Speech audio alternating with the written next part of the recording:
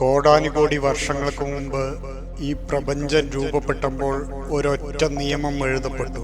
അത് കല്ലുകളിൽ കൊത്തിവെച്ചതല്ല, ഗ്രന്ഥങ്ങളിൽ എഴുതപ്പെടുത്തിയതല്ല.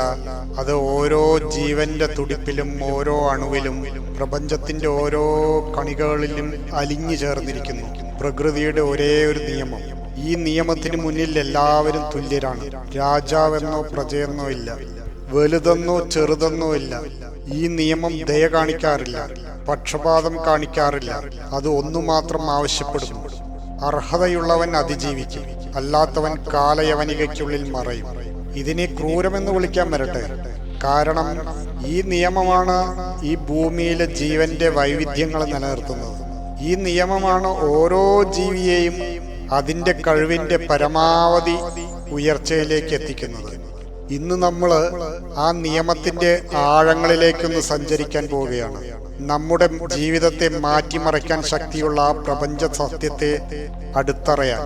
പ്രകൃതിയുടെ ഒരേ ഒരു നിയമം: അതിജീവനം, സർവൈവൽ ഓഫ് ദ ഫിറ്റസ്റ്റ്.